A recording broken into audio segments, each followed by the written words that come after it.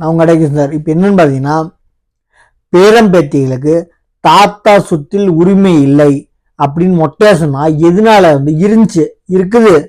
எதனால அப்படின்னா, உங்க அப்பா இப்ப அப்போட அப்பா தான் தாத்தா. அவங்க அப்பா உயிரோட இருக்க வரைக்கும் உங்களுக்கு தனியா உரிமை கோர முடியாது.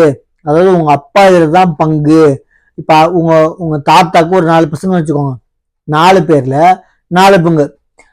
நீங்க உங்க அப்பாவுக்கு 2 பசங்க வச்சுக்கோங்க. 4ல ஒரு பங்கு உங்க அப்பாக்கு, அதுல 2 பங்கு தான் உங்களுக்கு. ஆனா நீங்க இப்ப கோர முடியாது, உரிமை கோர முடியாது.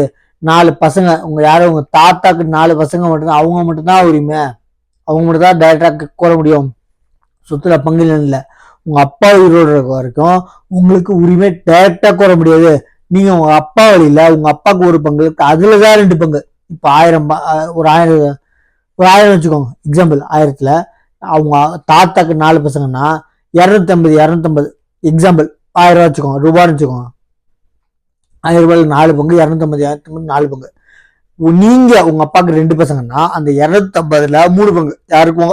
உங்க அப்பா உயிரோடு இருந்தாருன்னா உங்க அப்பாவுக்கு ஒரு பங்கு பிளஸ் உங்களுக்கு 2 பங்கு. ஸோ 250 ரூபாய்ல 3 பங்கு. நல்லா புரிஞ்சா?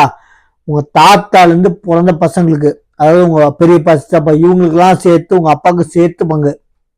உங்க அப்பாவோட பங்கு தான் உங்களுக்கு உரிமை தவிர அவங்க என்ன சொல்றாங்கன்னா, பேரன் பேத்திகளுக்கு தாத்தா சொத்தில் உரிமை இல்லை.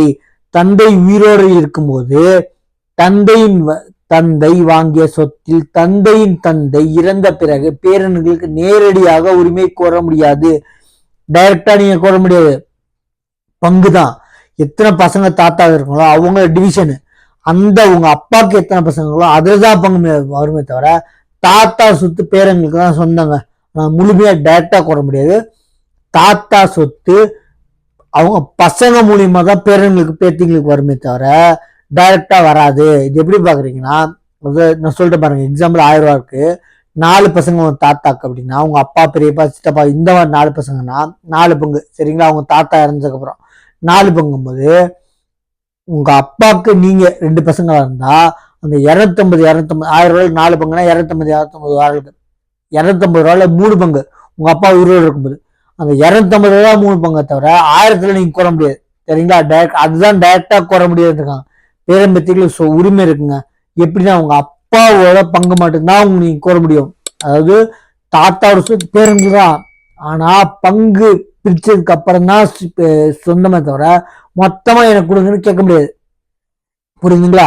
நான் எக்ஸாம்பிளுக்கு 1000 ரூபாய் சொன்னேன். 1000 ரூபாய் 4 பசங்க இருந்தாங்கன்னா தாத்தாக்கு, அப்பா உங்க அப்பா பெரியப்பா அந்த மாதிரி சித்தப்பா உங்க அப்பாவோட பிறந்தவங்க இவங்களுக்கு எல்லாம் எத்தனை பங்கு இருக்கோ அவங்களுக்கு அத்தனை பங்கு. இப்ப 4 பேர் இருந்தாங்கன்னா 250 ரூபா 4 பங்கு. அந்த 250 ரூபால தான் நீங்க கோர முடியும் தவிர 1000த்துல கோர முடியாது. நல்லா புரிஞ்சுக்கோங்க. இது நம்ம சேனலை தயவு செஞ்சு சப்ஸ்கிரைப் பண்ணிட்டு நீங்க பாருங்க. தேங்க்யூ.